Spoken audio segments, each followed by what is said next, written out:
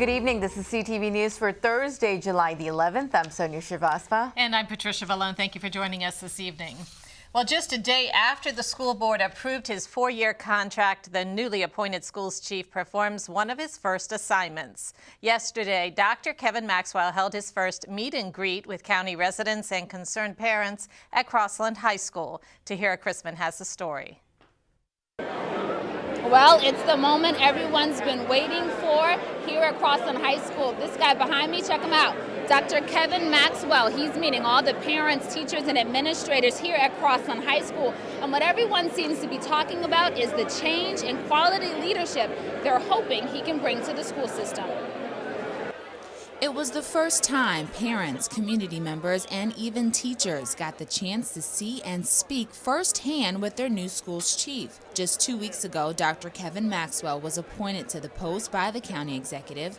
Maxwell is a former Prince George's public school teacher and principal, a quality heavily touted by county leaders. When Dr. Maxwell walked in the room with his resume, with his pedigree, and a hometown boy, raised in the county, 23 years of experience, we knew pretty quickly that he was the man for the job. In April, a new piece of legislation gave the county executive the authority to appoint Maxwell from 3 finalists named by a state-appointed board, a radical change for the county and something these parents today seem to applaud.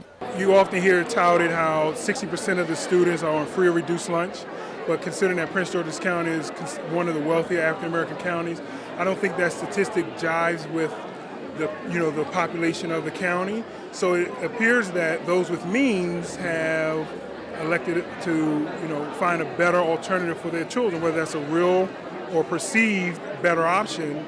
They've made that choice. So I think change will allow people to believe that they have an opportunity to get a better education, and I support that change.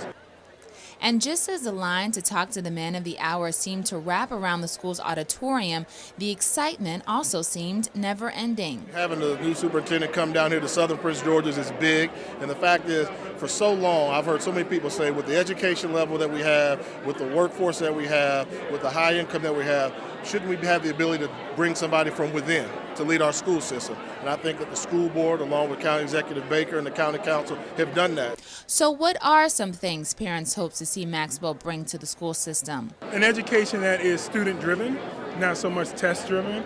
An education that prepares a child for not only the college boards, but also for life. And an environment that is safe and conducive for learning. And what is Maxwell saying about the journey ahead? There's the flip side to challenges. They are opportunities as well, and I think we always need to keep focused on that.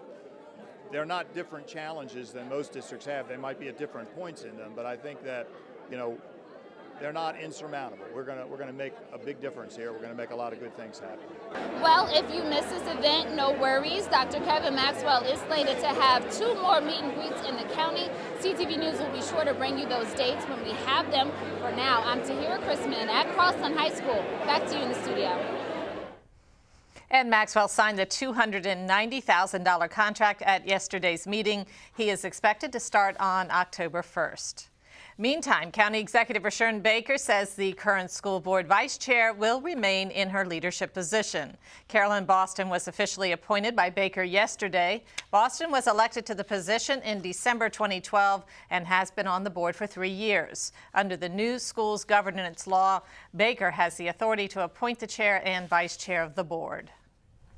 Well, some residents are upset after they couldn't get into a meeting on the casino project that was held last night. Our Denise Douglas was there and explains what's going on. How it's not good for the community, and we're against it. The casino project continues to stir emotions and draw crowds. So many people turned out that some couldn't get into this meeting at the Oxon Hill Library. I am disappointed that I can't get in, because I would like to get in to hear what's going on, what decisions are being made, and express my opinion. So any land within that... Inside the packed room, residents and others got more details about the 3 sites being considered. One is the National Harbor. Also another one at Indian Head Highway area by Parks Casino has submitted that one. That's for 4,750 machines and also about 140 table games. And then Rosecroft Racetrack. I'm not a gambler, so I probably would never visit the casino. Fred WALZEL lives close to Rosecroft Raceway and doesn't want to see the casino go there. They'll have to build a lot of infrastructure. It kind of exists at the National Harbor. Unlike Rosecroft, that's a nice spot, but it's in a pretty much residential area. I'm concerned that the traffic might be a problem in several of the places. I think the traffic is less of an issue at National Harbor. Jane HUDNALL hasn't made up her mind about the best location, but worries about the traffic it would bring. The chair of the site commission says that's a concern that will be addressed. Each of the applicants has some idea of what they think needs to be done to rectify the concerns as far as traffic and to make sure that the traffic studies that they can submit are rational and make sense. Still, for some, after the hour-long meeting, there weren't enough answers, leaving them disappointed and questioning the process. I did not receive enough information. They said the meeting was going to last until about 9 p.m. and here it is, 7 p.m. and the meeting is finished. And so more people who are expected to come out this evening to get information. What are they coming out to get? Nothing, an empty room. Denise Douglas, CTV News. Now, several public hearings will be held this fall regarding the location of the casino. The chair of the site commission says they expect to make a decision by December or the latest January. Also, the Prince George's County Council is holding an informational session on gaming from 9:30 a.m. to 3 in the afternoon tomorrow at the Newton White Mansion in Mitchellville.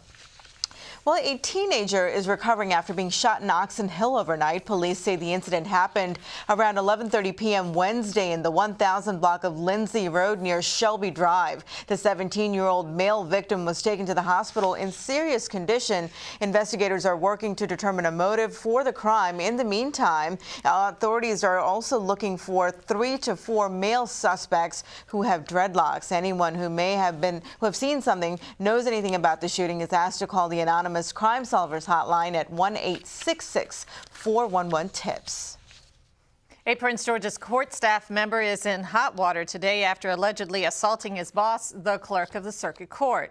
According to police, Marilyn Bland and Chief of Staff David Billings got into an altercation yesterday evening at the county courthouse. Authorities say Bland was forcefully grabbed by Billings at one point during the argument, resulting in an injured wrist. Billings was arrested and charged with second-degree assault.